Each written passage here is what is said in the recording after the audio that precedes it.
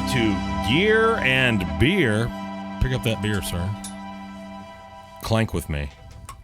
Clank. Let's sip superlatively. Oh, I'll do it for real. Jesus. Today's guest is Matt Crouse from Columbus, Ohio. Matthew, thank you for joining me. Yeah, man. Thanks for asking me. I know you're a busy man. We played music together for several hours yesterday. Oh, my gosh. Do you remember that? Yeah, I do. Do you remember yesterday? Most of yesterday, and being back to playing music is pretty awesome. It is pretty awesome. You've been out on the road a little bit recently with, remind me of the artist, it's a blonde woman, if I'm not mistaken. Oh, Julie Roberts. Julie Roberts.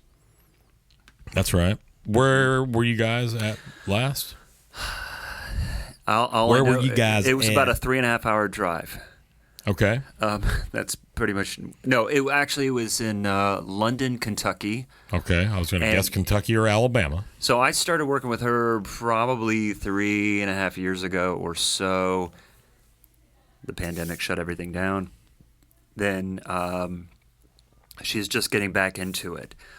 So so far, I've only done one show with her this year, and then I think we have a couple coming up later this year. Oh, okay. And I think she's a month away from delivering her first baby, so that may... That could perhaps complicate the schedule. Yeah. But I tell you, she is not only one of the sweetest people you'll ever meet. Those records, I mean... I remember, so I reminded her last time I saw her that we almost did a gig together around 2005. Her band leader at the time sent me all the songs, or maybe mailed me a CD, Sure. Right? Yeah. I charted wow. The old work tapes. Yeah, right. Old, new work tapes.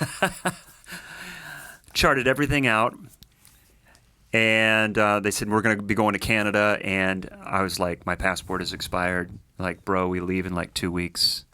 You can't, there's no way. And they're like, we'll call you again, no big deal. And then, fast forward, 13 years later or whatever. But after It's a I couple got... years. Yeah, so it was her first CD, and then I think the next one after that or something. So, but I fell in love. Her first CD. Right. First album, whatever, recording, pressing, Spotify playlist. Yeah, her first EP. 8-track? Something like that. Edison wheel. And I fell in... It was one of those like, okay, this is my work music. This is what I listen to for enjoyment. I held on to that. Blurred the lines a little bit for you, did it? It did. Yeah. I didn't know who I was. I kept asking myself. I love that. I love great. the CD. And there's a lot of Chris Stapleton compositions on that. Oh, his writing? His writing on her first record. Before what Steel Driver days or pre-solo career stuff, presumably? Yeah, like probably when his time was as songwriter before doing his Post thing. Steel Drivers, pre Chris Stapleton superstar. Mm-hmm. Yep. And, it's like... You ever checked out any of that Steel Driver stuff? Or the Johnson Brothers? Not so much. The Johnson Brothers is Chris Stapleton, but it's like a swamp rock record. It's pretty cool. It's a rock and roll record. Yeah. It's Jompson, Jompson. So there are no CD stores anymore. Where can I find this? You can probably find it if you go to askjeeves.net. The little butler. No. What about the paperclip guy? What about him? Can I ask him? Oh, Microsoft Office Help. Yeah, the help I believe icon. his name is Clippy. Clippy, that little bitch. Clippy, you little bitch. You no help. See, how much beer have I had? I don't know. It looks like almost 3 or 4 whole sips. And what is this, by the way? Because this is awesome. That is the Founders Breakfast Stout. Oh, it is a Founders. Okay. Yeah. Knew it by the color. It's a great beer. That's a Dallas beer glass, Lakewood Brewing. That's actually a Garland, Texas beer where I am from. So I told you guys I am no cook. I can cook breakfast eggs. I love breakfast so much I could eat it 3 times, or I could consume it 3 all day long. And so this Without stopping, without binge and purge. it's like a bam bam all day long. And yet the beer falls in that category, right? Yeah, I could close it. I could close with this. that's true. Yeah. It is a breakfast stout for dinner's dessert. Oh man, mind blown. Dinner's dessert. Is that just dessert? Well, can you not have dessert for lunch? Yeah, go back to Russia, man. I can't see if Boo's over there or not, but I'm here. Boo and I went to lunch earlier today, and we pondered dessert. We passed, but we pondered dessert at lunch. It was actually breakfast for me. It was the first time I ate today. I think that was true for all of us. Mm-hmm.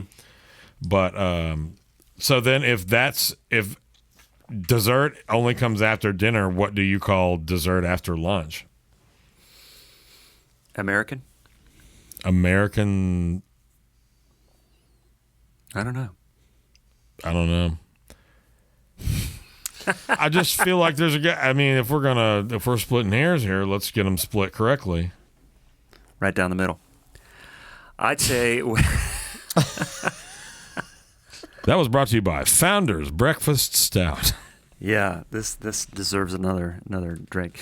No, okay. So back to Julie. She's great.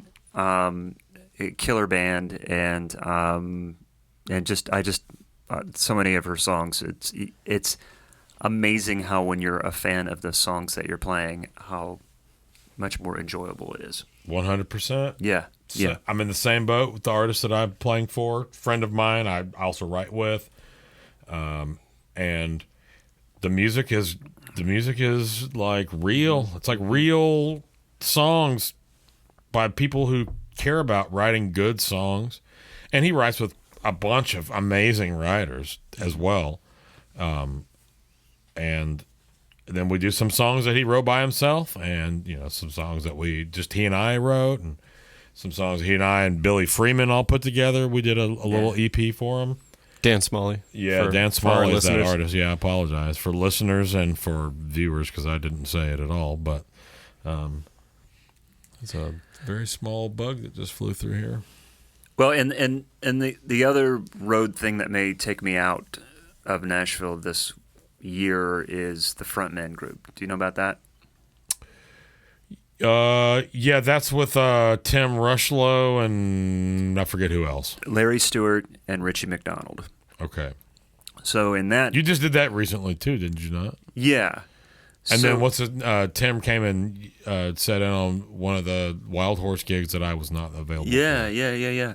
Right. So that's been going on. That's been coming together for a while. Just a 3-piece backup band for now. Link Denton, R.K. Brown. Oh, that's right. I remember seeing R.K. was out on that. That's awesome. Yeah. I don't know Link.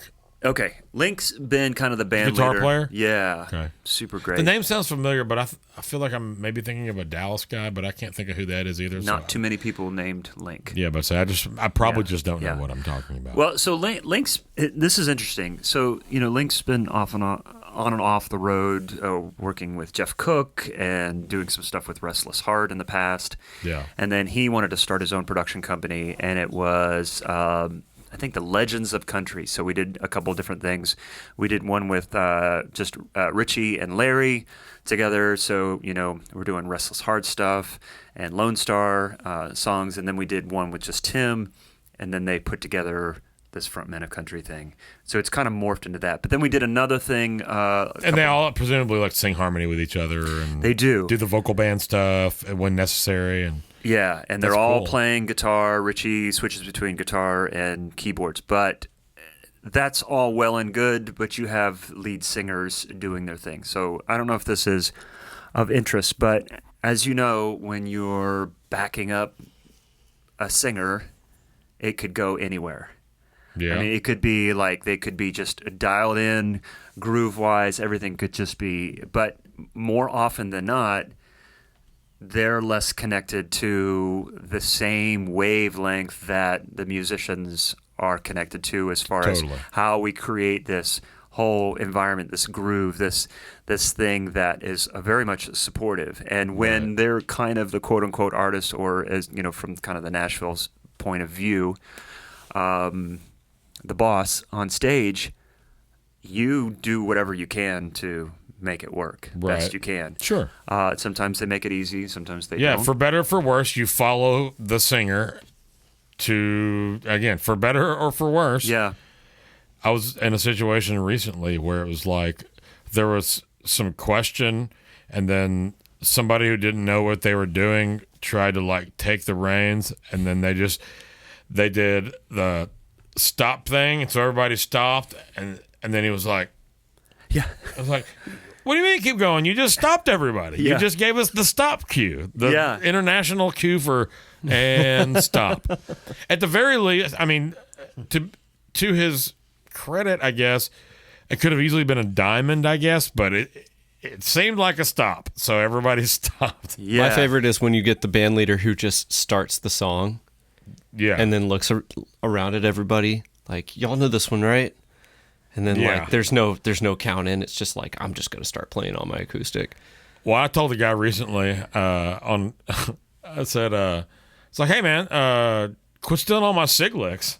And he's like, what? I was like, you can't just start every song in the first verse. I worked really hard to memorize all these licks, and 100%. damn it, I'm going to play them. Yeah. Also, I'm talking right now so that we can do an easy cut. I want to fix your mic real quick. It needs to face you directionally. I'm not even going to stop filming. I can do that. We'll just take a second. Just like this? So you want the that Audio Technica label to be facing you. That's more my fault.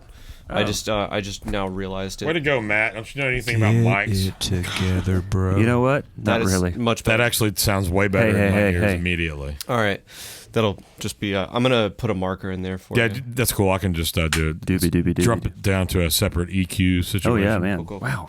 That's Yeah. great. I didn't even notice that. I should have noticed that. Hey, hey, I hey. can very clearly see that. Hey, You hey, should hey, have. hey. Unforgivable. So, By the way, Lyndon McCarty over here twisting and tweaking, and special guest Boo Massey, episode 1 fame, hanging out over on the couch helping us drink this beer on this Gear and Beer podcast. I don't know why I'm here, but I'm here. You're here because he has you had some no place else to foresight. stay, and I rescued you off the street. Pretty much. The first thing that I've ever actually been able to do for you. Everything else is you doing for me. So I just figured I'd help you out this one time when you were in your time of need. Appreciate it. I'm just kidding. This is just. We're off to a great start, guys. I agree. Well, whatever, man. This is real. What I am trying to present to the people is the musicians' conversations. Like, this is a little bit formal, but it's in general the conversation we've been having while eating dinner, and that's kind of Lyndon and I talked about it initially before we started. That was kind of the deal with like, I'll make dinner, come over, eat dinner, get the conversation started. We come up here, and there's like a rapport has been developed between people who often have not met each other. It works very well, and dinner did- was slamming. Oh, my yeah. dude. Oh, man. Super good. Super Tacos. good. City. At Bobby Jam's Kitchen, cook your food and eat it. That's how the That's ad the original goes. copy. You're going to go with that? That's not the Oh original. no, it's in stone. yeah, it's on every. I made You worked that. You reworked it. That is worked our it. only sponsor currently is me. Hey, man. Can you Bobby imagine if Jan's you lost? Kitchen. Can you imagine if you lost that sponsor? I can't. It would make a very arduous process. That would question seemingly your- impossible. Question everything. No, I do. Lyndon and I are always in here picking at things, and security, aka my lovely lady, is always like, "Why can't you guys just do this? It looks fine. It sounds fine. Shut up." And it's like, Yeah. yeah, it sounds fine for people who don't know what they're doing. But as a professional musician, as professional musicians, shouldn't this sound okay? And just reviewing the 5 that have been released at this point, and I apologize that I've got number 12 on the tape before I can even get 6 of them out. But I want it to be as good of a product as I can put out there. Well, I think it's really important, though, this idea of, it's got to be perfect before we do anything. And a lot of people use that as a crutch, especially when if you have a And I did that. I'm sorry. I'm just admitting that I've totally done that. You have as I learned when I moved here 20 years ago, thinking, man, I'm going to move to a professional town where people, they learn their shit and they show up to the gig prepared, and you show up all, right, exactly, you're laughing. So, case in point. We come from, I assume you also do, but the three of us definitely come from a place where if you don't know your shit, you are going to get fired. Yeah, the first time. There is way more talent ready and way less work than especially the Broadway that we know today, which is totally different from the one we know 3 years ago. But the amount of good, there's plenty of work in Dallas, and I'm sorry to have stopped. But there's plenty of work in Dallas.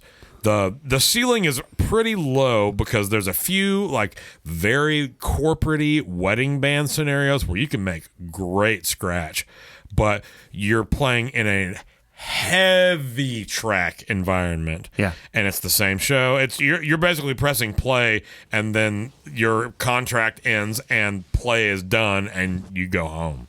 Now you've got people setting up all your gear, and all you have to do is show up and eat Dallas catering. Yeah, a lot of corporate band stuff. But you're often having to wear a tuxedo or a suit, and you're playing the same, Uptown Funk into Whitney Houston, I Want to Dance with Somebody tracks. Every night, everything tracked out, and then there's like 11 people on stage playing those same parts over the top, and oftentimes they get lazy because their parts are in the tracks, so they're just kind of like in and out where they remember. You're describing a cruise ship. Oh, okay. I see. I didn't do the cruise ship thing. Did you? Either of you guys? I did, yeah. I did. You ever done that? One time in the stage band or whatever, and then one time as jazz quartet. The jazz quartet thing was pretty tight. Can you give me more Boo in our ears? Yeah. Well, what I was kind of alluding to. I can't hear him breathe. What I was alluding to was this idea of putting something out, getting started with a project before it's done, and just going, just putting it out there. And I've got some extremely talented friends that tend to just find ways to put things off before they start that band, start that recording project, or whatever it is, if it's not music related, because we always kind of put things in front of us. And I'm still trying to. I'm trying to unpack that, partly for myself, but partly for me to understand the creatives that I work with. Sure. So because those are the people that keep me busy as a drummer, as mostly a sideman, as mostly someone that is there providing something for someone's vision. I have, especially during COVID, spent more time writing than I had in years, and doing things. And I don't know if anybody will ever hear it, but it's like that. That's an important part of what of calling myself a musician. But at the same time, where I work, where I make my living, is playing a supportive role. Sure. And so, when I first moved to town, thinking everybody was professional, I would lose my shit when a songwriter just forgot to send me their cassette, or showed up late or did this or whatever. And I'm like, I don't understand that. I can't give any slack to that. It's like, do you want me to show up and do a good job for you? Yeah. Cool. Get me the damn songs. Yeah. In a timely manner, even if that's only 3 days. If you day before me, you're asking for it. Okay, so you're setting yourself up. Right. That's self-sabotage. It is. But people won't work with you if you do that. Anybody worth their weight. So you're saying, so let me back up. If you don't show up, if you're the songwriter and you don't provide what you promised to the musicians or the people that back up, that they won't. What I'm thinking is, as the musician, that is working for the artist or for the creatives or whatever in a session or whatever, like if they don't do everything that they say they're going to do, how do I handle the situation gracefully? How do I extend grace to the creatives in my life that provide work for me? Does that make sense? Well, yeah, but grace is... Not sabotaging myself. Well, grace is not for the chronological habitual abuser either. And that's where I find myself frustrated. Forget something once, whatever, no big deal. I forget things all the time. But consistently do the same thing that hinders the whole operation. Yeah. Bad communication, inability to get the very minimal information out in a timely manner is unacceptable. No, you're right. At this level, at the level that I feel like people should be held to, that are calling themselves artists, people who are signed to record labels, I don't care how big or how small, anyone who's in a touring operation. If you are a cover band and you are touring, let people know when they're leaving, give them plenty of notice so they can make arrangements in their schedule and fill it accordingly, and not be at your mercy because you are too lazy to put it together, or even worse, and I've seen it before, you are a manipulating controller and are trying to keep people from having opportunities so that they're forced to be at your, Yeah. No, I think that once that's established and you see that there's a pattern or there's something that's just not cool with this person, then that's the only time I find myself frustrated. Yeah, then habitual offenders. Right. Then you can, I do have enough respect for myself and my time and my loved ones who need my energy. To be like, I'm not working with this person anymore. And I guess I just misunderstood you. I jumped the gun there because it sounded like you were saying for like people making mistakes every now and then show them grace. And I completely agree with that because as someone who plays with me weekly, but I make mistakes every single week. And hopefully that's not enough to get me fired. Was it like this microphone being placed wrong? That's one of the many mistakes I've made just today. Just like dinner being ready an hour late, which it almost always is because I have no free time anymore. Habitual. I'm a habitual offender. You know what? I can go to hell. You'll probably be late. He's already late, man. You're like, where is that Robert? I don't know why the devil has an English accent. That's a... It's kind of a Burns, like Mr. Burns, like that evil. But it was also kind of British. I know, it's like a British Mr. Burns. It was almost Miss Doubtfire. I haven't seen it. You haven't seen Mrs. Doubtfire with Robin Williams from the 90s? All right, stop the podcast. No, I think I Security! I was practicing when that movie came. Beer. Sorry, that's one of my that's a recurring line. Without going into it too much, I think that for me personally, that topic is very poignant. After the past week, for me, an artist that I was playing with was, I mean, not like the most egregious of offenses, but was habitually kind of making the same mistake, not kind of being lazy with fixing certain things. But there was another person on the gig who had a problem with it, but never said anything to the artist. Mm-hmm. And then that person got really fed up with it, and the gig, without going into a ton of detail, just kind of exploded. Yeah. And I personally, even though I was not the person who exploded, had to spend the next few days thinking, like, at what point do I say, okay, I'm better than this, dealing with this on a day-to-day basis, and this person provides for me financially, has always been solid to me. Yeah. And then at what point do I extend grace? Where's the line? And like, how can I better be a graceful person while also being like, maybe, give constructive criticism. Like, we all kind of, by not saying anything about the problems, contributed to the problem. Yeah, for sure. Exactly. The not saying anything or not being willing to stand up for yourself, and it's such a fine line. It's hard to say, like, when, I always fall on the side of erring for caution and not wanting to ruffle feathers. But at a certain point, like, I am who I am. I'm at this point in my life where I am, and I just, my threshold is in a spot where I'm starting to like it feels like sometimes that I'm just being I'm sorry for the fragmented sentence. It feels like I'm asking too much on one hand, but on the other hand, it's like, am I asking too much, or am I just trying to stand up for myself and the thousands and thousands of hours? You have to set a standard. I mean, that's kind of what I'm talking about. It's like you got to say, okay, I hate being the person that's like, I've paid my dues. I mean, I think that there's just a lot of gray area with that whole thing. Well, eventually the floor rises. I mean, that's what I'm saying where is the dues are. You don't lift yourself up without drawing a certain line. If you have to say, I've paid my dues, the floor hasn't lifted you up. You're fighting whatever floor you're on right now. You need to shut your mouth and figure out how that floor will get you there. Right.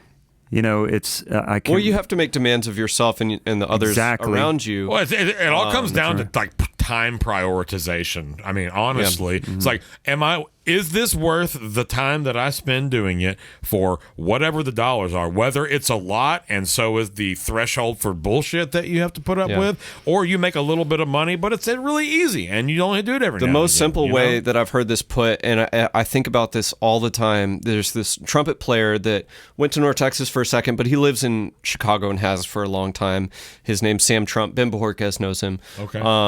Shout out to Ben. Really smart dude, great player. One time, I was talking to him about another artist that I was playing with, and he was like, look, man, you don't get what you want, you get what you're asked for.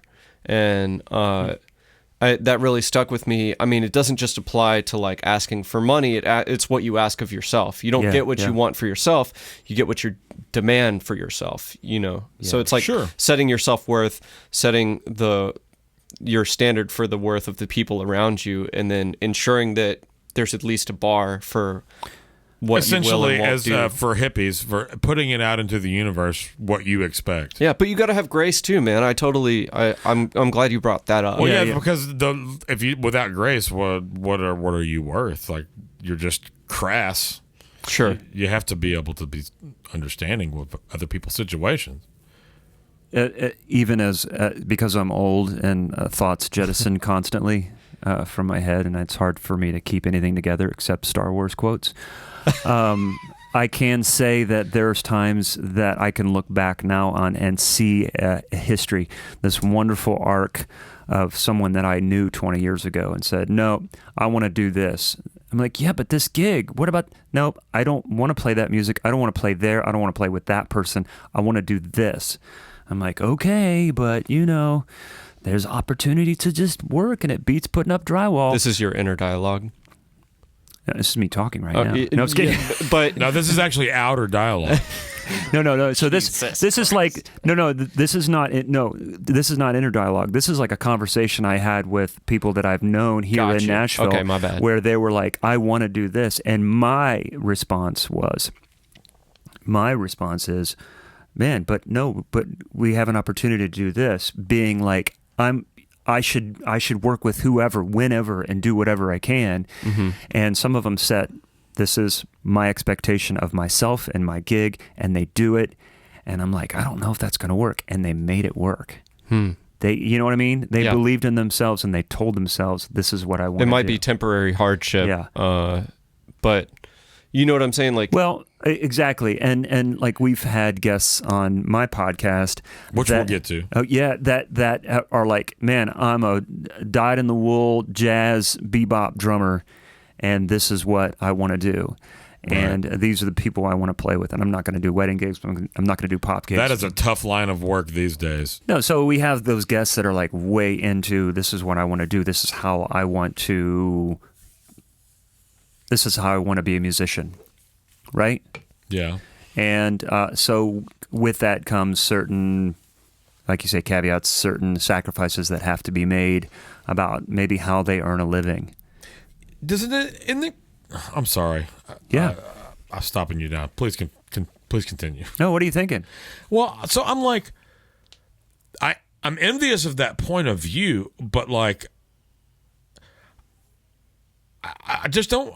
I wonder if I identify because I have so many different things that I enjoy doing. Yeah. And to have that mindset, it seems like you have very narrow parameters for what's acceptable. My parameters are level of quality and you know, compensation at this point. Like, I want the other players to be as good as me and hopefully better. I want to be the shitty person in the band. Like, I'm serious. When I moved from Dallas, I went from being the youngest, shittiest player in the band to the oldest, best player in the band. Now, that may not necessarily be true in all cases. My current Nashville situation is I'm playing with plenty of old fogies, and they're all very good. But it's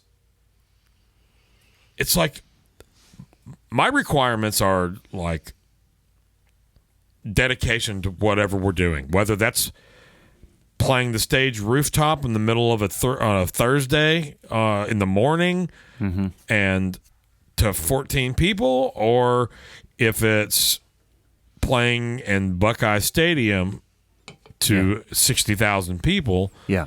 Like, the dedication should be the same. Yeah. In my opinion. Yeah. Because the people that are showing up to do this are people who have spent time, hopefully, learning how to perform their instrument. Now, as you well know, downtown, that is not always the case. But people that take time to learn the music and understand the nuance of this art that somebody spent a lot of time creating on a lot of different levels, from songwriting to producing, recording, performance of recording, all the different things involved. To entertaining the audience. And it's like, wanting to do what you want to do is one thing, and like, it's great to play like yourself and to have fun and to express yourself, but in almost all cases, as a professional musician, you're probably reproducing somebody else's art, so you have to start there, and then once you're doing that and it feels good, if then you have something to say of yourself that you think like is appropriate contribution to the art. I love when dudes, so like the artist I play for, Dan Smalley, he and I are in the same boat in this regard, and that's like, I want to hear a good musician play. Like, I want to hear what the song sounds like, and I want people to be able to sing along. Like, you know, that's important in vocal music. When you perform it live, people that are fans want to sing along. So singing the song like it goes and having it mostly sound like itself is generally in your best interest and what the audience wants. Right. But you can execute that while still like having musical conversations with each other and enjoying yourselves, and it always pays off because there's smiles on the stage, which look great in the crowd, and people don't think about that. The perfect example is like the most worn out cover done with passion and done with really great musicians. You're like, man, that was the best version of Brown Eyed Girl I've ever heard in my life. Or like somebody like playing all the solos to Sweet Home Alabama note for note, and like learning the parts, and that's a song that I don't ever want to hear or play again, but when I play it, I'm doing my damnedest to reproduce all of the cool stuff that went into that song before it was beaten over everyone's head for right. No, I think what's just interesting is just taking stock of someone's vision and like meeting people like that really believe that, and that there's more than one way to do this. And then also I feel like it's important, whether it's the way I live my life or it's music or it's my political point of view, is when I see other people with an opposing point of view, because when it comes to music, you and I are on the same page. I get it. Yeah, I agree. I agree with that. I mean, that's why I have friends that kind of, they have their lane, they do what they do musically, whatever, and they're like, man, how can you play some of these other gigs? I'm like, I'm having a fucking blast, and it's kicking, and it still kicks my ass, and I'm making some good money, and I'm meeting people, and I'm doing other things as a result. This is my path. It's not yours, and don't do it if it's not yours. Totally. You know, don't show up if you don't want to do the gig, because that ruins it for everybody else. Lord, whatever that gig is, if it's a church gig or if it's playing for Kenny Chesney at the Super Bowl, Like, if you don't want to be there, Kenny Chesney at church. Oh yeah, or whatever, Yeah. dude. Kenny How messed up is that? Kenny Chesney at Jimmy Buffett's church. Like, whatever, man. Yeah. You know? I mean, Church of anything Margaritaville. anything you say yes to, you should not carry an attitude with that. You know, as soon Unless as that attitude is hell yes, let's do this. That's not an attitude I want to hear. yeah. So, Gung-ho. I mean, I don't know where this all started, but I mean, so there's all these I different don't know, man. I think it's because I think it's just all the different people that I've had on the podcast have taught me so much about myself and like why I do what I do. So, Working drummer You notice podcast. yourself in other people. Yeah. So, and I would like to talk about this. I don't mean to stop you down, but we'll come back to it. Working Drummer Podcast. Go ahead. Sorry. Working Drummer Podcast. Working Drummer Podcast. Working Drummer Podcast. Working Drummer Podcast. Everyone together. There will be links in all descriptions on all podcasts. So okay. So Mike, I say co-host, and you guys were like, "Wait, you do this together?" And it's like, no. So I do 2 a month. He does 2 a month. So every week we have an episode put out, and it doesn't completely crush our time and our schedule, and we can concentrate on playing gigs. And he teaches some, and he's in Atlanta. Does he have children like you have? Nope, children? he does not. So he's got a hasn't- little more time. he's Children got a- are time consuming. He's got a dog and a wife with a great job, and he's got students, but he's an incredible, Zach about an incredible drummer, just covers a wide range of styles, has been living in Atlanta for 6 years, from LA, lived in LA for about 6 years, studied in Kansas City, from New Mexico, blah, blah, blah. So, you know, just like has an amazing skill set. COVID has kind of upended some things. He's getting back into working with a handful of bands. But he recently came to Nashville for an audition. And I think he was, you know, a handful of drummers, and there was just kind of an inside thing that, you know, he ends up showing up, and I asked him, because it was just a rare time he was in town, and I said, well, how'd it go, man? He goes, it went really well. I played like myself. And there were smiles, and it was all good. And he told me that before. He goes, "I'm going to go in. I'm just going to do my thing. And if they dig it, cool. If they don't, then the gig's probably not for me. But I'm going to do my thing." I said, "Dude, great. That sounds great." Because he's a great drummer. It's like, anyways. So he did it, and I talked to him afterwards. He says, "I felt great. And then I talked to him after he found out he did not get the gig. I said, "Well, how does that make you feel?" He goes, "Hey, I feel good, man. I feel good. I feel like I made some connections. You know, all those different things." But one of the things he said in our exchange about that was, it was like 320 interviews. Like, I was taking all the things that I've learned being a host to all these different drummers when I was there at the audition, before the audition, interacting with people, you know, all those things I learned. And I'm like, yes, because whether it's like, okay, how to prepare for an audition, how to get your head in the game, how to know how to meet people you've never met before, how to not be an asshole, because not only are they auditioning your musical and your playing skills, but they're sizing you up, because at this audition, they were giving every drummer an hour of time. It was not too many, but it wasn't a total cattle call. Yeah. Would be the That's small. a lot of time. That's a lot of time for an audition. That's hang interview. That's what that It was is. super hang interview, and it was in somebody's house, and things were set up in the living room, okay. and it was Yeah. that kind of thing, and it was that kind of total. Was it a jazz thing? Were you No. saying is this the jazz guy we were talking about earlier? Yeah. We've talked about so much. You've been Yeah. here for like 11 hours. I'm so sorry. That almost sounds more comfortable of an audition process than the cattle call thing. And the cattle call has elements of that. You know, you have to like get across your vibe real quick in that thing, and then in the cattle call thing, they're seeing how you can handle the high pressure situation, and they may pull something out of their ass and see how you react to it. So I mean, there's chances to read the situation quick, but we all know stories of like, yeah, so and so got the gig, and then 2 weeks later they got fired, and they're like, oh, and then the guy that they turned down, they said, "Oh, will you come back out on us come back out on the road with us?" Dude, that happened to me where like I know somebody who got the gig. It was between me and this other guy, great guitar player. He got the gig. He quit less than 6 months later. Sure. They called me for the gig, And then the artist decided that he didn't even want the acoustic. It was an acoustic guitar position. The artist decided he didn't even want the acoustic guitar position the next day. So I had the joy of getting the gig, and then the very next day the management calls me. He's like, so and so decided. We had a meeting and yada yada. It's just yeah.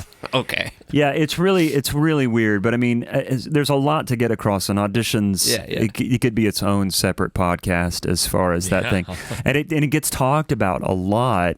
So when he went there, it seems like they happen less and less these days. Yes. Oh yeah. And it's all and you can references, and you cut it or you don't, and they just like the last audition that I got wasn't an audition. It was somebody saying, "Hey, come out. You're going to do this weekend with us. You're going to learn these songs. You're going to sit over there. You're going to play rhythm guitar. The artist is going to point to you. You're going to solo. When you start singing, you're going to stop soloing. Yeah. We're not going to do any of this weak." I'm strongly censoring this person right now. We're not going to do any of this weak crap rehearsals. No, you're coming out for a weekend. Yeah. It's going to be by the hair of your ass, and that's just how it is. And this was I prefer that. And I would too, because that best showcases like what I can do. Yeah. I didn't get the opportunity because the guy who gave me the opportunity the next day got fired. Was it him? It was No, Lyndon. it was a very similar situation though. No, but it was someone you know for an artist that everyone knows. Yeah. And I was like, this would be great. I would fit this great. I know this artist. I met him. We talked shop. Yeah. It was a pleasurable. I think that would work. I was like, that sounds great. This is my opportunity. I think the point is that each of us could probably think of like 10 more of those stories, not even necessarily involving ourselves specifically, but other, like you said, sure. It gets talked about a lot. Like it does. I think. Common. I think if it wasn't for this gig, so my buddy just got the gig with the Wallflowers, and I think it was one of those tough gig to have. One of those situations. Me too. It was basically like Bob just Dylan's kid, hanging out with Jacob and just chatting with him, and be like, "Cool. Well, we start recording next week, and we'll see you at the studio." Oh, it's a session. Well, it was audition. A session that turned into the tour, but maybe it wasn't Jacob. Maybe it was what an ideal situation for somebody. Get hired, create great music, go on tour to support it. You make good money. You truly get to put yourself into all the different levels of the evolution of a thing. Yeah, amazing. That's like back in the day. That actually reminds me of. I'm not sure if it was before we started rolling or not, but when we had Kurt on, he was talking about auditions with Luke for I think the keys position, and it was he was like, when you're auditioning for that band, like of course everybody who comes in is just gonna be super super killing. Luke Skywalker. Yeah, exactly. The Skywalker Combs family band. Actually, Luke Perry. This is Tyler Perry, I believe. My bad. But then he was like, like the criteria of who was selected for the gig at that point is not even based on necessarily like playing, because everybody could play the gig. It was like, whoever was the coolest hang and brought like really sick gear. That was kind of like, do you remember that at all? Him talking about that? It was like some dude to the audition brought like a Hammond B3 and a Leslie, and like was a super cool hang, and that was the guy that got the gig. Wow. Well, and that's playing keyboards is a hell of a thing, because being able to play the shit out of a keyboard and do the gig is not the same thing as being able to purchase, transport, and maintain a vintage Hammond organ and Leslie, as well as any other sound that you might want from a vintage standpoint, like a Wurlitzer or a Rhodes or a grand piano, or any acoustic piano. This is the of gear any part kind. of the podcast. Oh yeah, Yeah. dude, I'm that out. reminds me of Bobby Sparks back in the day in Dude, Dallas. Bobby Sparks to this day, even with the health problems. Well, no. I'm saying like, he got that little red organ synth, but I remember back in the day, that dude was bringing a Leslie and a Hammond B3 to bar gigs. the And, like, Gazelle, bro. oh, dude, what was the little? There was like not even the Gazelle. There was a smaller club up in Denton that was like, I mean, it was like 50-person capacity, and I saw him bring a freaking Hammond one time. It's just like, And he that's probably dedication. brought that whammy clav. That had not been created for him yet. The thing. So when the guy those are old. That's not a Bobby Oh, Sparks okay. thing. Yeah, I never saw that. I had there. never seen it before Bobby Sparks either, if it makes you feel any better. But I since have seen them in other places, like vintage footage. I'll say vintage, like 70s. Okay. So when dude showed up to the first bus call for the Luke Combs thing, did he just show up with his other regular keyboard and they said, dude, where's the... He goes, oh, no, that was just to for get the audition. gig. I borrowed that from David Foster. Yeah. Bringing it back to David Foster. David Foster Wallace. Yeah. That sounds right. I mean, so much... honestly, I mean, it's just...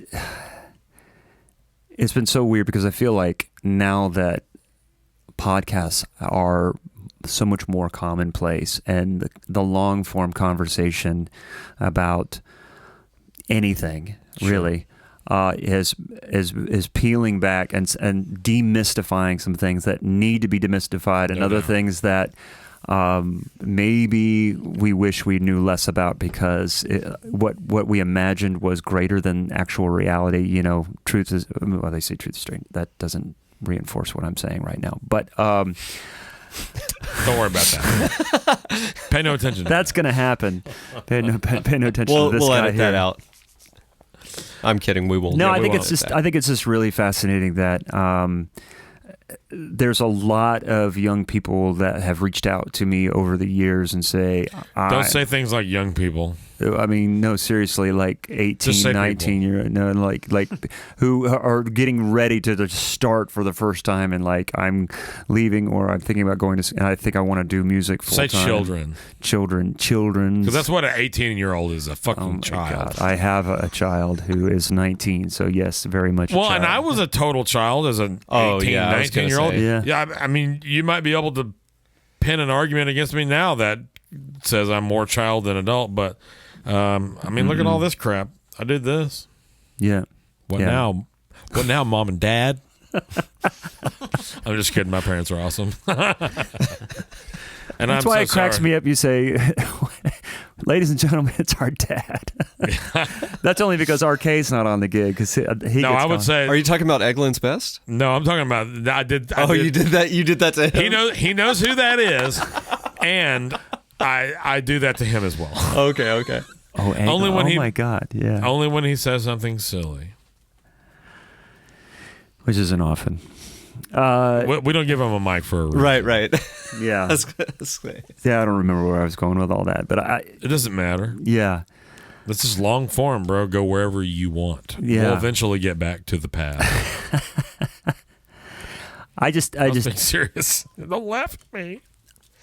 I'm glad that we have like access to information, but I tell you, okay, so this is one thing that has always been a constant in the conversations that I've had on the podcast since 2015 when we started, is like how people are learning music, how people are discovering music. And now I have a 16-year-old that is playing guitar and discovering music, and he's got at his fingertips YouTube, Spotify, and through my making a living as a musician, like every guitar and guitar thing that you can imagine.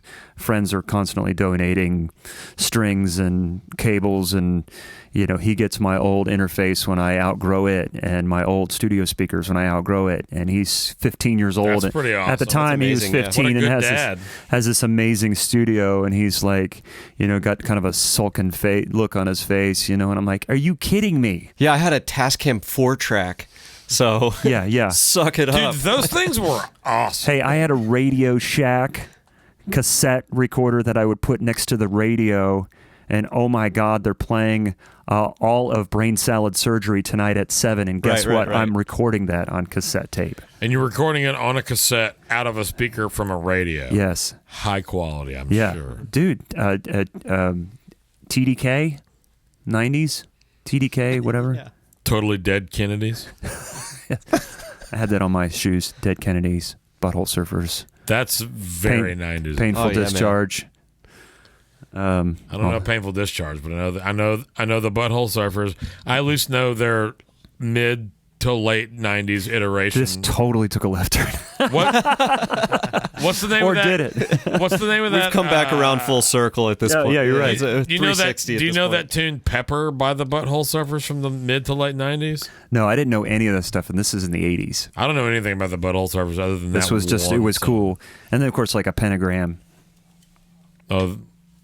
this pentagram on That's it. cool. And then, like, you know, That's cool. Yours says Zeppelin. 2112. Mine says Time Machine Tour. That's cool. Oh, I thought that was a Boston Red Sox jersey. But see, I ordered this It might on be. I ordered this on Amazon like 6 months ago. You got that at the concert. That's true. I did. Yeah. That's true. I did. Speaking of Butthole Surfers, Rush. I mean, come Speaking on. of buttholes, Boo and I were watching Trailer Park Boys the other day. Oh, yeah. 2 days ago, and Yeah. the episode where they kidnap Alex Yeah, Lifeson. yeah. Oh, Yeah. yeah, dude. Hey, play that Diane Sawyer song. Best line, man. Play that Diane Sawyer song. A buddy of mine who is from England told he still lives there, but he's also from there. He was telling us that they had a cover band over there called Kathleen Turner Overdrive. That's amazing. I thought that was pretty good. Kathleen Turner Overdrive. Wow. That always touched a special spot deep within my soul. There was a band I played with, and the Was lead it sing- Jewel? He played with Joel. He played with Joel one time, and he made the mistake of telling us. And so now we introduce him as either this is Matt Crouse on drums. He's the nicest person you'll ever meet, and he knows Joel. Right. I played one song with Jewel at a songwriter festival. She came back behind the drums and gave me a big hug. It was very nice. But I don't know. It cracks me up because I don't know. You've done a lot of very cool stuff, and we don't have to chronologically analyze that or anything. But you play with a lot of very cool artists and done a lot of very cool stuff in your few years in the business. Keep going. No. It doesn't seem like it. Honestly, it doesn't seem like it because I don't know why. I have no Maybe answer because to you're a it. psychopath. I think because I'm always nervous about what's next. I'm always like, what's... Do you think that's it? Yeah, I don't know. And when I'm driving down Broadway, trying to go home and trying not to get hit by a drunk driver, I'm like, have I done enough? Do I need to do more? I don't know. You could give somebody a ride, clear the roads. That's true. just leave your cart over there. Just leave your scooter over there and hop in. Strap them to your cart, hitch that to your van, Yeah, pull them on home, bro. yeah. Well, it's been an interesting thing. I was telling. I think we were talking today. So today I recorded a podcast with a roundtable of 6 wonderful drummers who all work down a lot on Broadway, but have had pretty amazing Wonderful careers. is debatable. I know some of those guys. But have done some really cool things and are continuing to do lots of really cool things. But the main subject, Yeah, the you're main playing thing- with Julia Roberts now. Pretty woman. But why she wants that song at the beginning of every set and at the end of every set is very confusing. This is an achy breaky heart. You can't open and close with the same fucking song. What's the name? It's Julia Roberts and a fish called Wanda. Is that the name of the band? Wow. No, I don't think so. Oh. Wow. Good joke, Dad. No, so Hey, kids. the singer, he would say, he goes, I'm gonna mess this up. So like, what's take a band It's like okay, we're all used the to- Thompson Twins. What's what would be like their big hit? The Thompson Twins? Oh, I don't know. I don't even know who the Thompson Twins are. Yeah, what are you talking about? Oh my God, I'm the only old person in this room. Am I? No, you're not. I know who the Olsen twins are. I'm not. I wasn't a huge fan. My wife could immediately tell you their entire Yeah. catalog. I know who the Nelson twins are. Yeah. That's going back. I know who Gunner is. No. You would know a Thompson Twins song as soon as you heard it. I don't doubt Okay. that. Okay. Are we talking 80s, 70s? Yeah, so like, so this is like explaining a joke before the joke gets told, and Oh, be yeah. like, I it's can't wait. really not It'd that be funny. great payoff in the end. It will be. It Let's will go. be. Take us for a ride. Okay, think of another one-hit wonder. Almost any genre. The guy that did If You Like Pina Coladas. I don't know what his name is, but that's the only hit he had. You're gonna have to edit this out. I Because think it was Peter Gabriel. Oh no, this is gold. Are you Peter, I will talking fight- about Jimi Hendrix? I will fight you, man. No, I think it was Petey Gaby.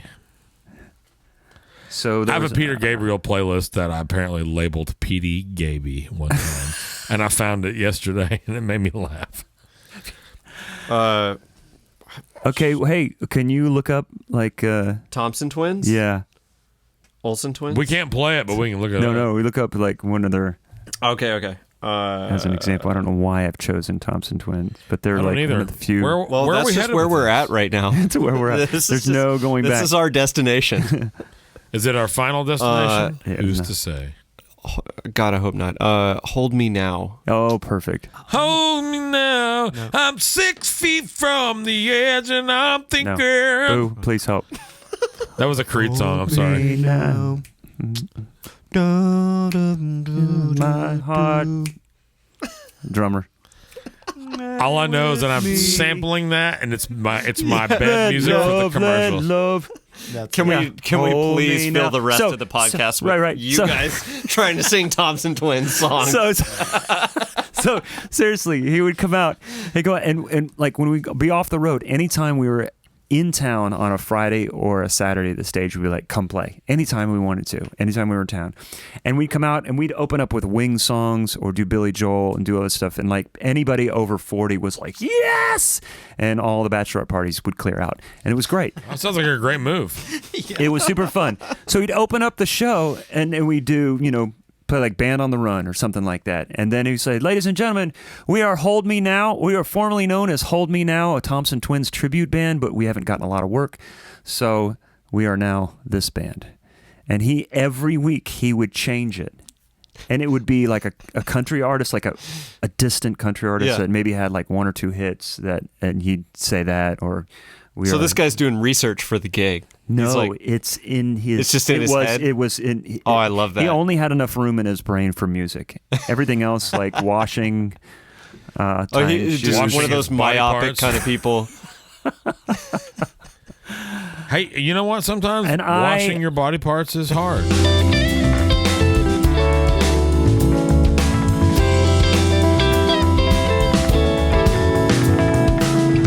You are listening to the Gear and Beer Podcast. Today's episode is sponsored by Bobby Jam's Kitchen. Want to take your home cooking to the next level? Need new recipe ideas or meal inspiration? Like, follow, and subscribe to Bobby Jam's Kitchen on YouTube and Instagram at Bobby Jam's Kitchen. Cook your food and eat it.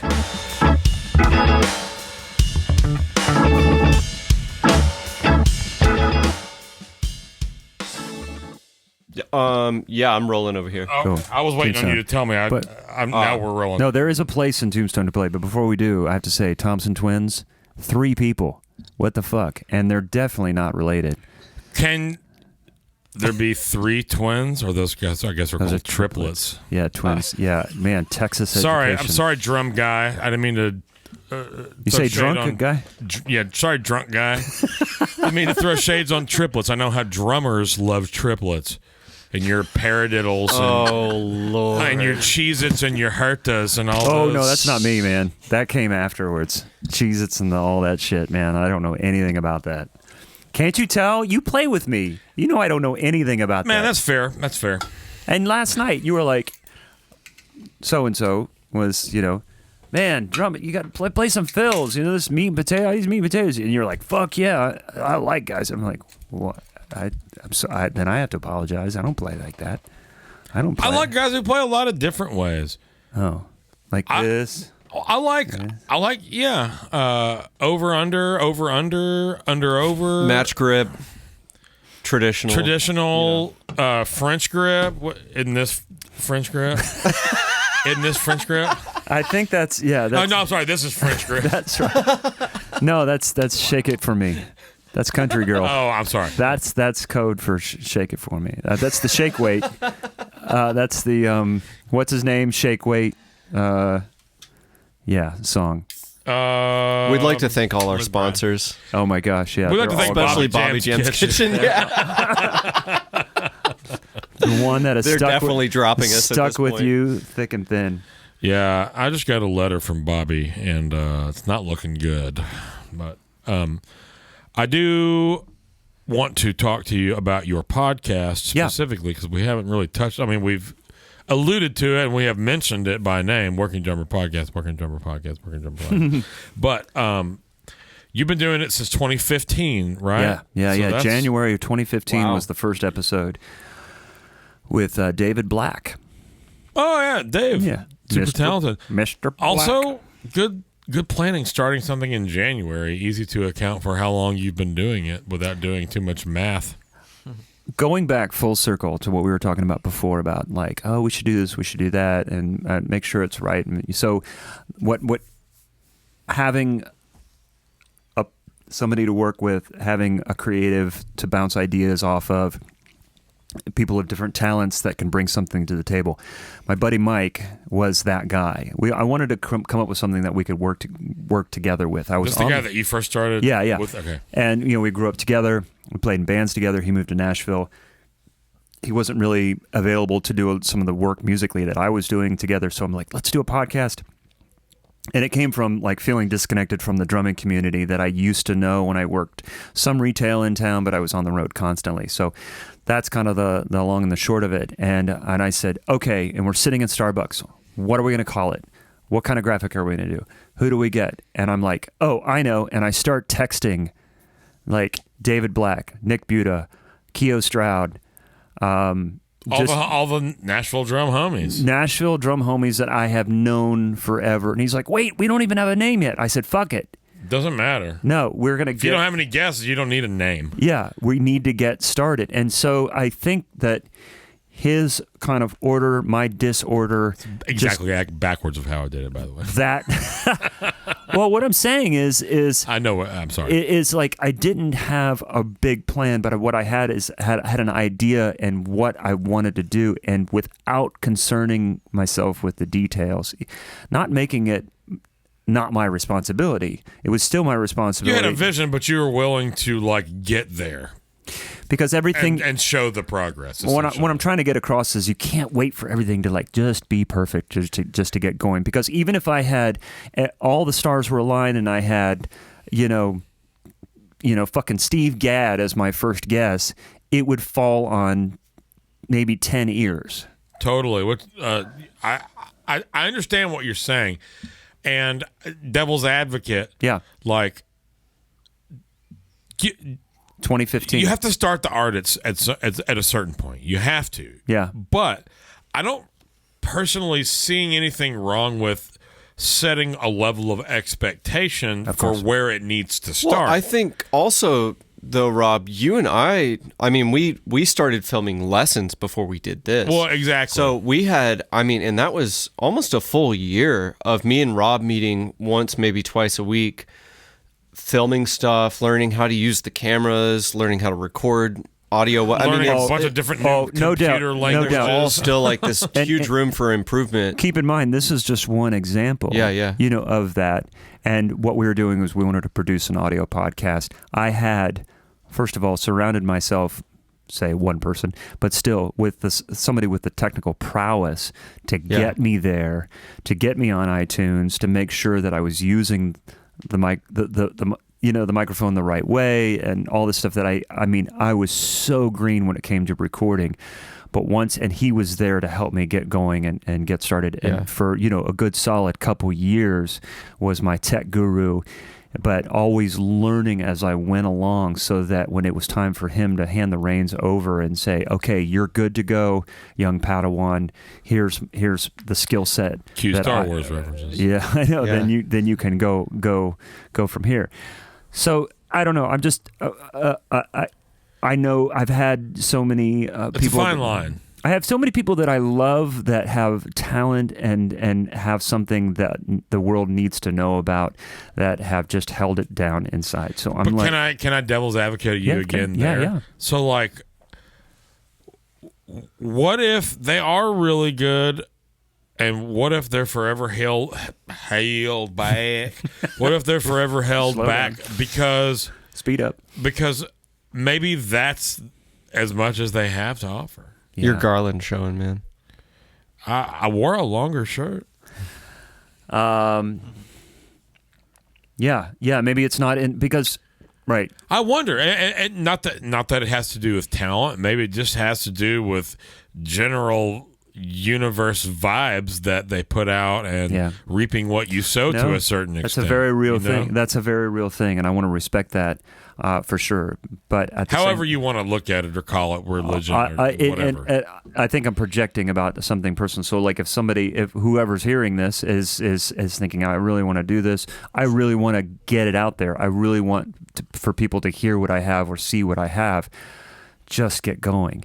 But if you're just like, I don't know, this is for me, this is my thing, then don't worry about that. I mean, we live in such a commercialized, and we live in a society that runs on commerce, and I encourage anybody that's just frustrated with the combination of how art and music is driven by commerce in the current state of affairs in which it is, and young people growing up and like seeing everything online and curated. It's really a world of algorithms, is what it is. Well, it's Commerce-driven as a algorithm. recent guest, I had Blake Fleming, who's a badass drummer who played with some of the heaviest bands out of New York. Like, he was rated. His band was rated like heaviest band of the 1990s. Beat out so many different. Is that bands. what it said on Yelp or? No, before you. Oh, okay. He's like what you see, sorry. what you see online, what you see in these short 5-10 second clips. It's porn. It's not sex. It's all been whittled down. He goes, I see this great drummer on there that is doing all this cool, crazy ass shit, and I'm like, wow, neat. And then it's gone, and I'm like, I feel empty. Like, what was that? Like, I want to see. I want to go. You want the arc? Yeah, I want to exactly. I want to see the pain. I want to see the struggle. And You like long form art? Exactly. He's around my age, and so he came up in the 80s when there were all these bands that, like, you had this gatekeeper that was the record label, and they were like, okay, no, this is the band, and you play on this huge stage, and then there's this gap, and then there's the audience, and you have this big ass drum set, and you have this crazy stack of things. And he's going, fuck you, motherfucker. I got a $50 guitar and I got something to say. And that's when all of a sudden at 15, he joined this band, and he's like, punk rock, this is it. This is what I need to do. And that's where his mindset was. And that's where his journey led him. But when he was telling me this, I'm like, it resonated so much, because what is it about that I'm seeing all these great drummers, not any particular age, all ages, all styles, and all this stuff. I'm like, yeah, that's cool. It might be funky, it might not. I'm not really I don't know what I'm looking at. I don't know. Why do I not give a shit about what I'm seeing? Context is huge for groove. Is it not? Yeah, but I mean more than just groove. but, Isn't something that you do for but 60 art, seconds. but music, but just like what. Like what is okay? So I see something online. I see something on, and I'm going. Well, what am I looking at now? And okay, so now, am I supposed to like dig deeper and go find this person's playlist and what records they're on. And Well, I mean, that's one thing to do, but like also there's something to like being able to achieve some sort of vision and those scaled down parameters of today's TikTok and the Instagram feed format where they show you like a second amount of whatever reel that you could put on there that's 10 minutes long. I mean, you have length options these days in the Instagram world. Yeah. Instagram is Instagram and YouTube are the best platforms to date, I think, for expressions of art, whether it's visual or audio or oral, however you want to look at it, or any combination of those things,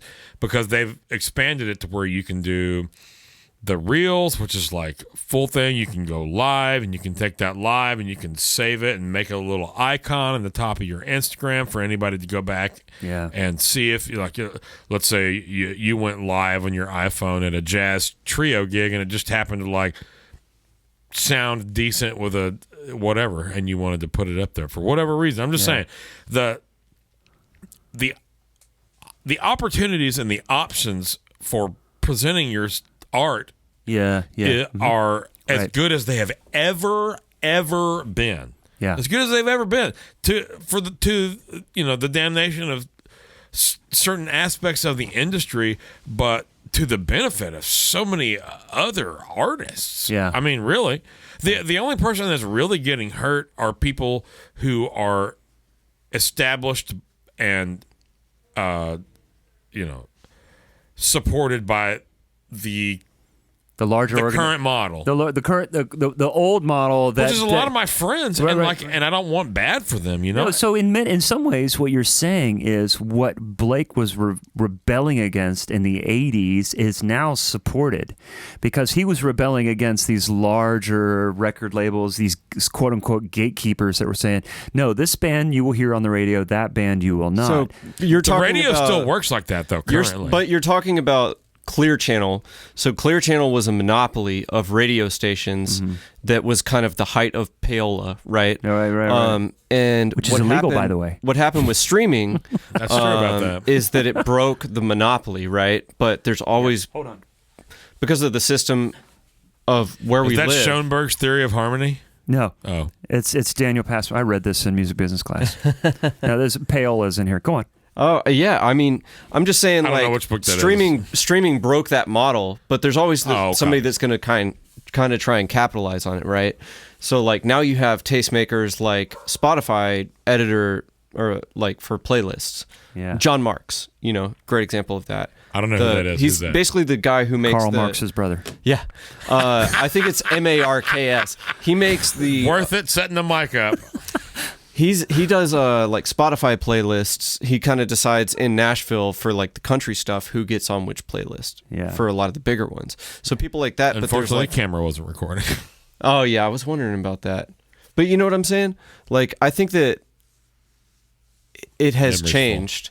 And also I was looking up kind of back to what you were saying before, with like between long form and short form art. I want to say it's called familiarity bias.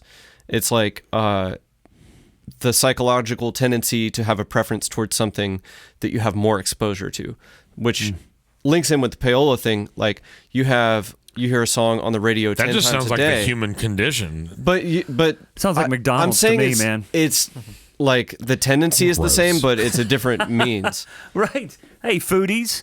Yo.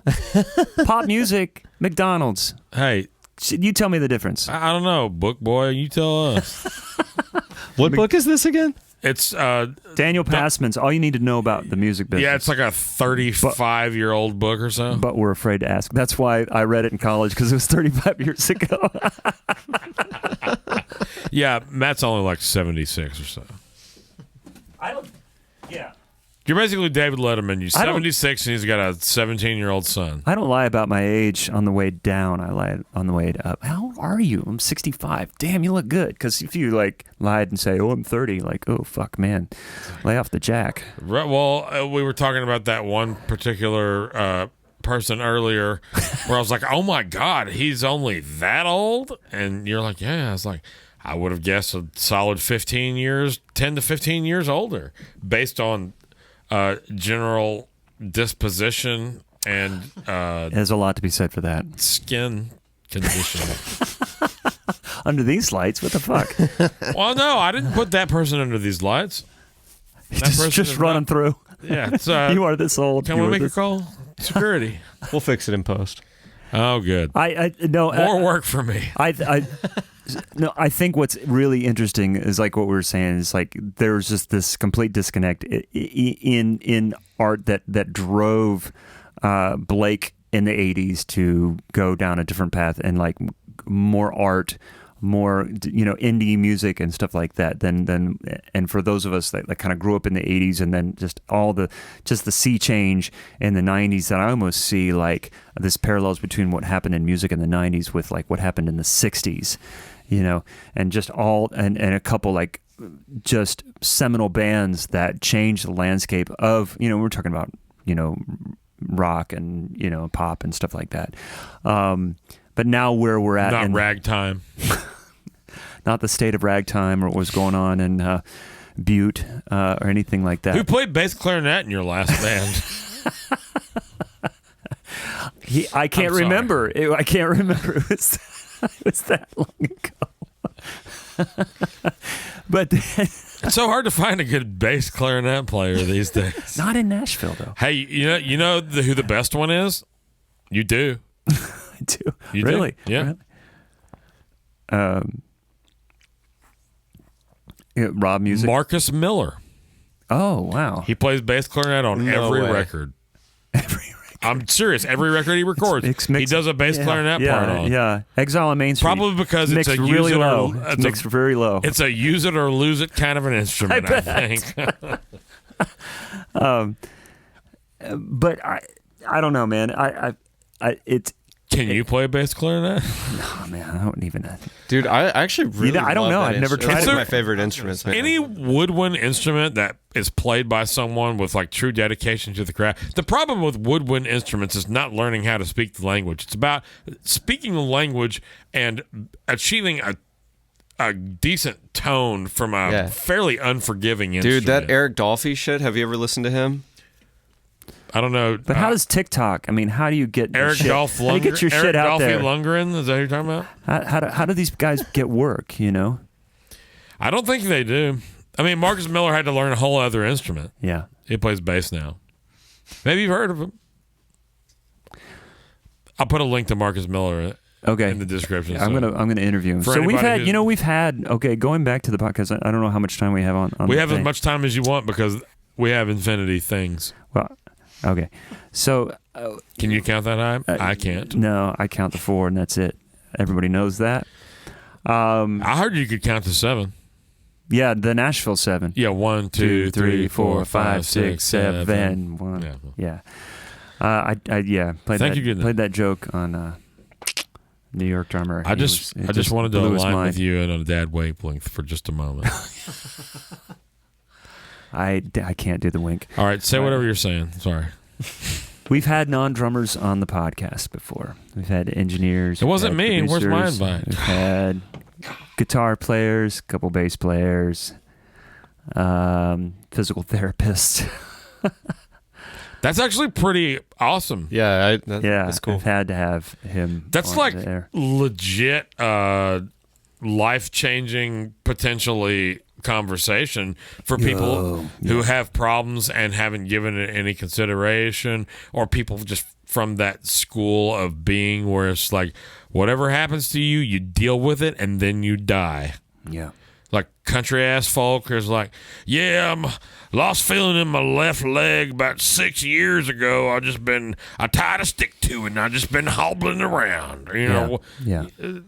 we live amongst some very diverse individuals here in Nashville. from the countryest to the cityest. And, yeah. They're I love it, man. both extremes.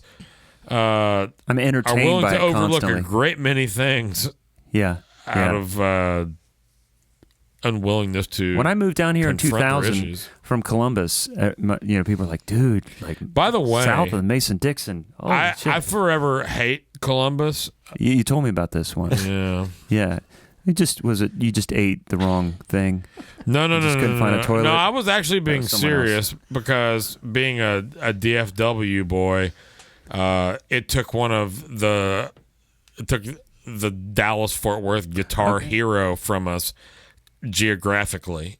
So your shame comes from geographical location. I love that you mentioned Columbus like one time in this podcast, and then Rob was like, "Let me tell you how much I hate it."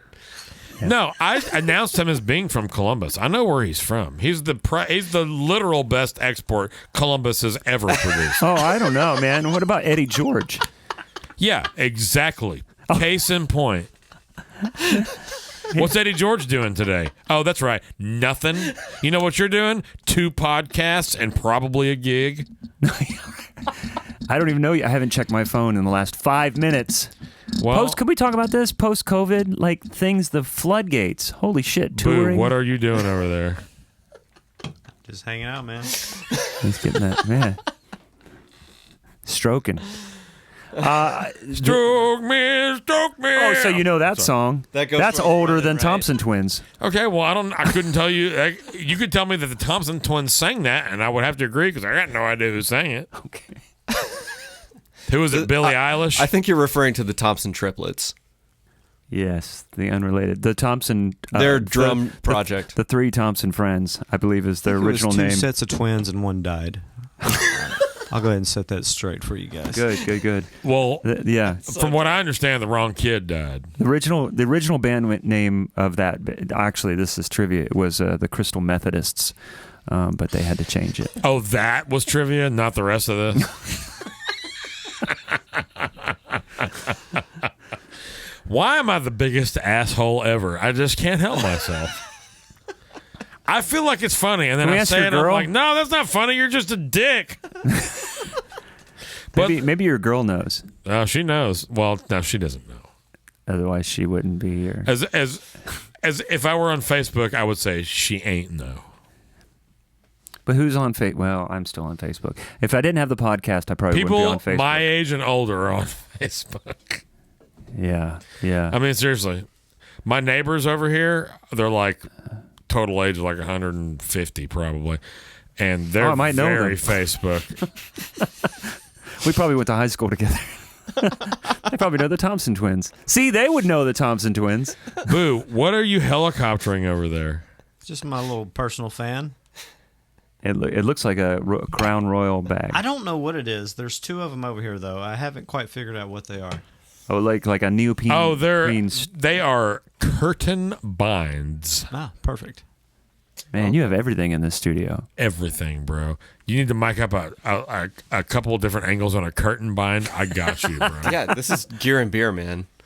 That's it, right. So let's get. So 2 things I know very little about. Did you bring any drums and like hardware and gear with you? No, like what? Guys. Hey, actually, you know what you did bring? That's awesome. You brought me a cigar, which is awesome. This whole process has taken a very long time, so I don't see us smoking one afterwards. But we should smoke one soon. But you brought me a cigar, and you brought me an LP. You brought me That's a long Return play. to Forever. Was it Romantic Warrior? Is that what you brought? Yeah. I was obviously not alive when they first existed, but I saw them in 2009, I believe, with my buddy Kevin Sneerly. We sat 9th row in this theater. Al Di Meola played the first 3 songs. Him and Chick Corea got in some sort of argument, and then he went and sat on the side of the stage for the rest of the show and did not play. I mean, the rumors are that Al's a giant asshole. Well, I don't he get it. looked like a giant asshole, Really? and We'll put a link to him. Chick Corea Chicoria Trio. Yeah, Thank we you. will. Now, okay, perfect. Chicoria Thanks. Trio We got it. proceeded to murder for the rest of the show, by the way. And like, not only so they took a break, and the break was Chick Corea like solo piano, and then Stanley Clark and Lenny White came back, and they just played Trio, another set of Trio. Return to Forever music, just reimagined without Princess Al on the side of the stage, who was in plain sight. He's in sight. He's sitting in a chair on the side of the stage. Dear Lord, I'm glad I gained you down way. Yeah, I was, as a podcaster for the last 6 years, as soon as he was doing that, I was like, did you? Yeah. I've been gaining you guys down the whole time, but Yeah. particularly, I got to ride the fader on Rob. I on also Knob. tried to look this way when I was yelling. Yeah. But No, good job. I'm Good monitoring good in mic my technique. ears. Thank I don't you. know if you guys noticed, but I've got these ears and I can hear. Do you know his name? His nickname is Loud Rob. That's what Everybody knows that. Taylor calls me at I mean, second fiddle. I feel like I just innately knew it. Yeah, I know. Knew it That's within like the thing myself. that's like, Abe Vigoda is passed away. You're like, how did I already know that? It's one of those things. Are you wishing death on me? No. I'm just. No, we're saying This podcast has taken a turn. being loud is as intrinsic to you as death is to the human condition. That's fair. I was telling someone, and I don't remember who the other day. My grandfather was a bluegrass singer and guitar player. We were talking about he was always in search of a guitar that would be as loud as him because he was so loud. And like, if you think I'm loud, that dude was way louder than me. He was like supersized me. He was like 6'3", 6'2", Wow. built basically the same. He was very country, like Bill Monroe-y kind of like authentic bluegrass voice. That's amazing. It was actually amazing. And the craziest thing is my grandpa and Billy's mom have done like gigs together for where we come from. Billy Freeman, whom was on your podcast earlier, all of our He was on friend and early in the colleague. show. Working Drummer Podcast, go to the search, type in Billy Freeman. Yeah, there will be links to And then- do you have a link tree? I have no. Okay, well, all the links to anywhere you can find his podcast will be available We're a in member the of description. we're a member of the Drum Click. We just joined this whole new thing. One thing That's that another I'm thing. trying to do, and Lyndon is making notes for me when we bring up stuff that I I say. am. will I've got link. all the. I try to put all the links just to, like, whatever's going on, signature guitars, recent album releases, podcast feeds, like whatever. Yeah. I want to send anyone Well, and everyone It's and this that is way. and this. I mean, it's been such a great thing. All 13 of my dedicated listeners. or Well, whatever. I'll tell you, man, there's some things about producing a podcast that is just kind of hard to, you can't quantify in the simplest of terms. It's a blast. I've learned an insane amount from it, just hosting it. I mean, you can learn a lot just from listening and, just being a passive listener or whatever. I mean, there's all, and we encourage that, but producing it, creating something to call your own, interacting with people, building community. I've just learned a lot about myself and learned a lot about my playing. It's very self-reflective. I felt more confident, and I know we're running short on time, but I'll tell you this. One of the things that has been one of the most beneficial is that a lot of us, when we're kind of in this environment, so just to kind of give you some context here, I saw my son for the first time in a couple of days. He's been at guitar camp for a couple of days. Guitar camp sounds awesome. At Belmont. Yeah. He's loving it.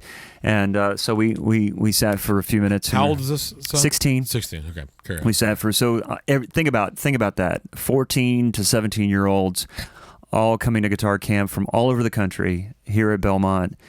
He's in the thick of it. He knows that he's in the epicenter of music world and guitar players and musicians. That's really cool, I wonder man. if McPhail's involved in that because he's on He may be. guitar faculty. What's his at first Bell. name? Adam. Adam McPhail. No, one's named Mike and the other is Paulo. Okay. From Pretty Brazil. daunting name phonetically for a teacher. McPhail. McPhail. Yeah, that is. Oh my God. Good point. Sorry. Yeah, that's like my dad got a speeding ticket from Sergeant Lawless. Anyways, so we're chatting this afternoon. I'm like, tell me all about it. Tell me, It's cool. There's a lot of people just like wanting to just show off. You know, it's like, and I love it. And he goes like, it's like a pissing contest. And I'm like, well, it's kind of guitar players. Yeah, First of all, welcome to being a guitar player. yeah. No, I must push back. Nope. It's I true. must push back. Because drummers behave just the same way. I don't know about that. Maybe, but they're rarely in the room together. That's true. We That's have more that of a out. thing. Yeah. Maybe if we could that- easily. That's true because there are We don't have more- to work together. That's why we get along so well. There are so few good drummers that the shitty ones get to work. I'm sorry, carry on. Case in point. Some even start their own podcasts. Yes. No, but I was like, yeah, that's interesting, and I said, and this is a good time to kind of learn to that competitiveness can inspire and kind of force you to push yourself, but at the same time to come to terms with where you're at is really healthy, and it will help you as a musician. It will help you as an individual. I said, and I told him, I said, listen, before I started the podcast, I had people that I was friends with, that I knew, my peers, but a lot of us were fighting for the same gig, and some of us lost gigs to each other, and some of it That's a very real part of this business. it seemed very personal, and it's like, and you know, some of these people, like, I was always nice to. We had coffee together. I helped some people move, and deep down inside, I'm like, "Fuck you! You took my gig," or "You're doing better than I am," or so it seemed. The "you're doing better than I am" is very real, but I don't think I identify with it. You took my gig because I either earned it or I didn't. You know what I mean? It's No, of course. It's one thing if you get the opportunity. It's another thing to not get the opportunity. Yeah. But yeah. like if you get the opportunity and you don't land it, like that's Right. So That's and just what it is. It's just being just. so long as you do what you're supposed to do. Throwing you can that feel out there, confident. but see, but what my point is, like, what I was feeling, just was affected me, who I was. You know, like it was depressing. It was just I wasn't depressed, but it was overwhelming, and it wasn't helping me become a better musician and a better person, better husband, better father, by having to compartmentalize all that and take the bandwidth to deal with those feelings. Living in such an amazing town, to go from, a lot of people go from their big fish in a small pond to the small fish in a big pond, and how do you contend with that? And it's like, in some ways, you can live in a place like Nashville and like just be content with the fact that, well, at least I'm not so and so, you know. So Sure. I'm never going to be Greg Morrow, so why try? And but how can I be the best I can?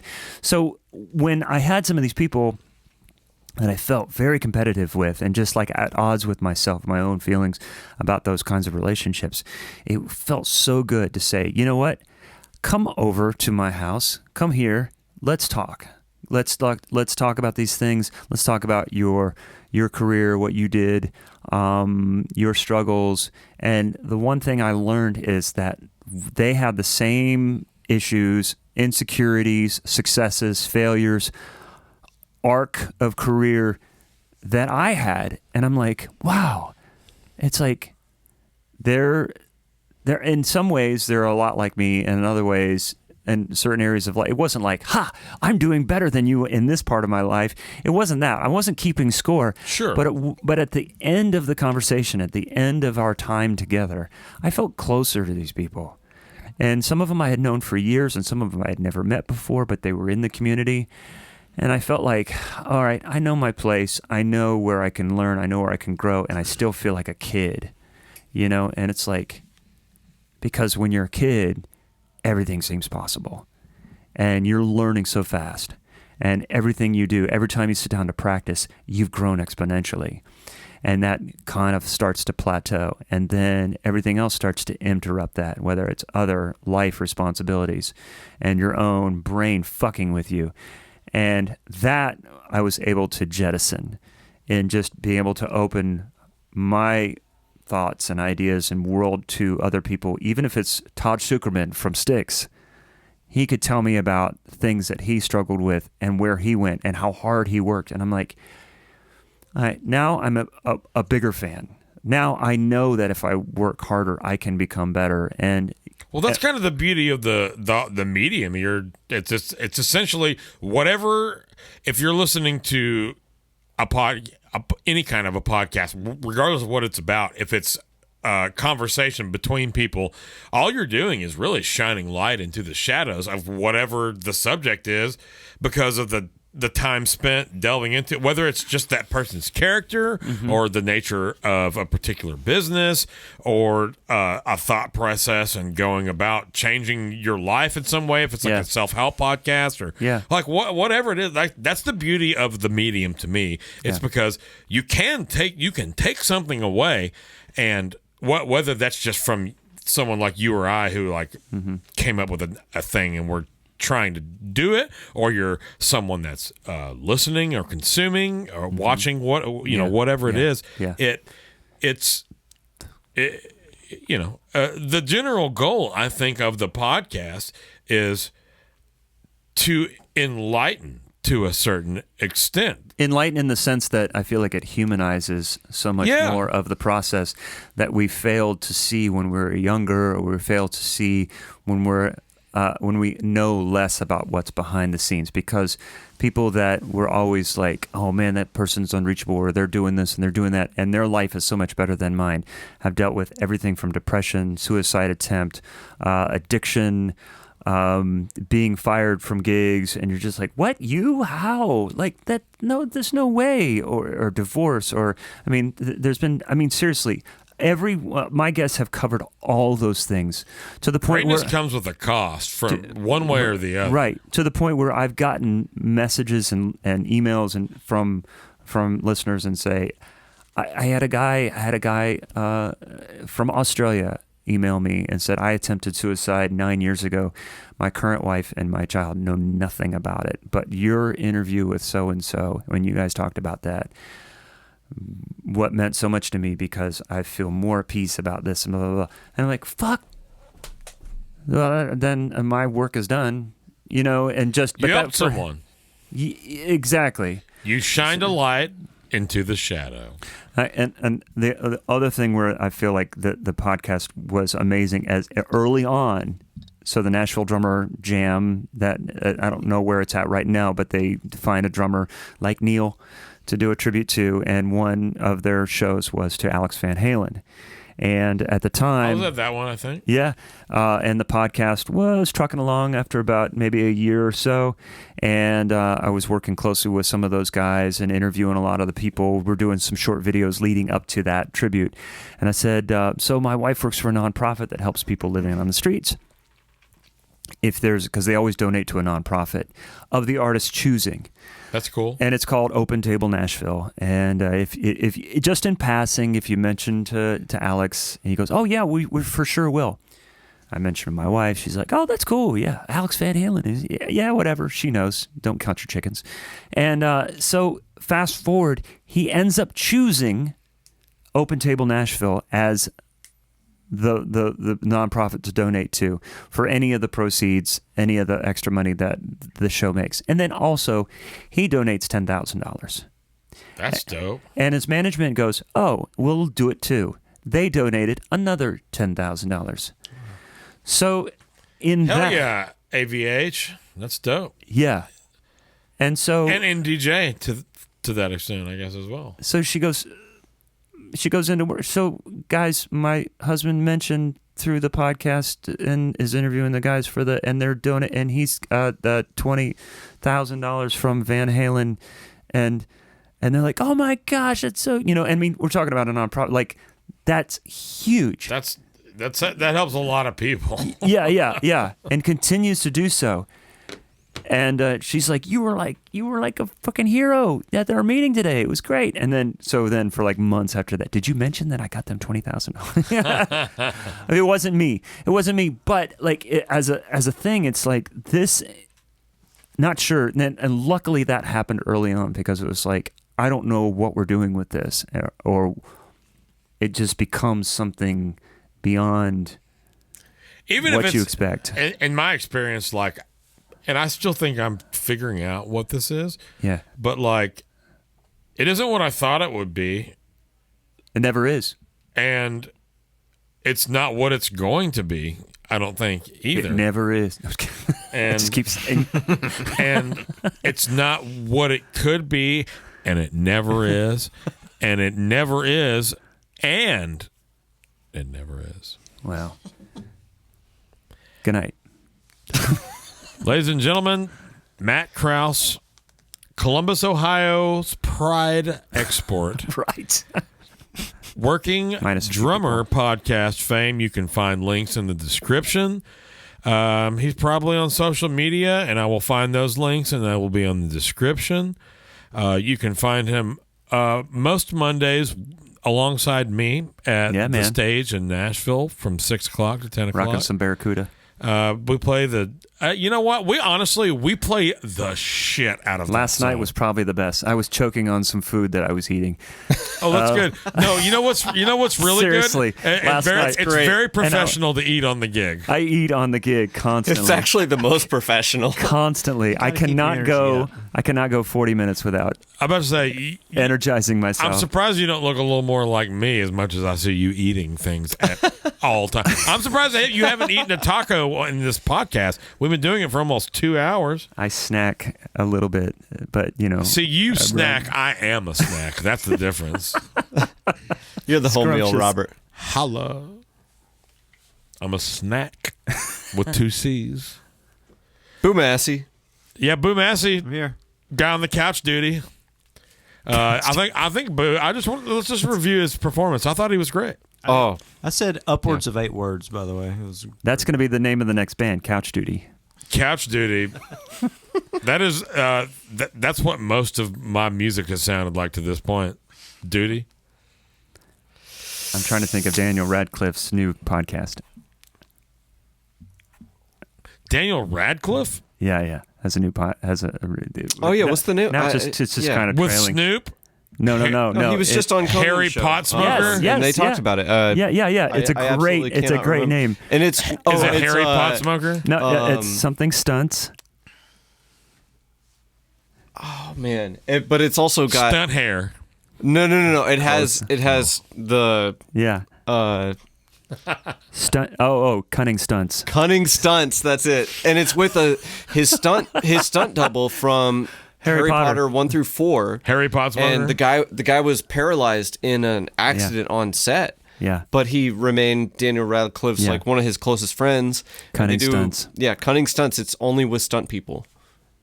And gets into life. That seems like a pretty niche thing. Extremely. Dan, I've heard him on many things. I couldn't get into Harry Potter, but Me neither. probably just because I'm grown up. The other interesting thing is that Daniel Radcliffe is actually kind of plays nothing supports that argument. Daniel Radcliffe's like the engineer producer on the podcast, right? Like he doesn't really talk much. He said so anyway. Oh, well, then I might be interested. Yeah. He is funny and smart. Yeah. And stuff like that. He's great. Yeah, unlike some podcasters. That was an obvious Bill Burt podcast reference. Sure, whatever you say. Walking the floor with Chris Shiflett. Is that what you were talking about just then? Oh, okay. Oh, you don't like Chris Shiflett? No, Matt's the one talking shit. What? Didn't you hear what he just said? Unlike some podcasters, he was clearly taking a dig at. Clearly. He was clearly taking a dig at Everyone Loves Guitar. Well, I'm literally just picking names of podcasts that I can. you know come what? up Can with. we play a game where we interview you like we're on Everyone Loves Guitar? No, we can't. I own a guitar. Yeah, me too. A couple of them. I actually love that podcast. I appreciate you being here, Yeah, sir. man. Oh wait, are we done? I think we're done. I've heard enough. I've heard enough from the peanut gallery over here. Thanks to Linda McCarty, twisting and tweaking. We got Boo Massey, guy on the couch duty. That's a new thing that will either continue or not. And I actually love that. our guest Fingers is crossed. Matt Crouse. Cheers me. Cheers me. Mark Letary would want me to say toast. Toast me with your empty beer, which is what I did at the beginning of podcast number 4. Toast of London. Yeah, toast of the town. You're the toast of the town, man. Thank you for coming through. Yeah, man. Thanks for having me. Everybody listen to his podcast. It's really good. He's got a co-host, and his name is Zach Albetta. Zach Albetta. They do great work. They're both very journalistic. So if learning more about the ins and outs of being a drummer and working in the music industry is something that interests you, I highly recommend the listen. I've listened to many podcasts of theirs, and they're all excellent. And as you know, I am always right. So until next time, stay practicing and keep jamming, and we'll see you. Follow us and follow him, and bye. Don't do drugs, stay in, kids. Thank you, Norelco. Ow.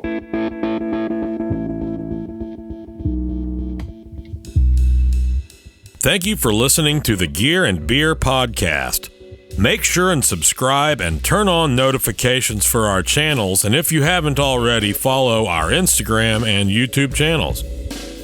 We truly appreciate your support and ask that you please tell anyone you know whom you think might be interested in our podcast about gear and beer to help us grow and continue bringing in great guests from around the industry and beyond. Thanks again, and until the next episode.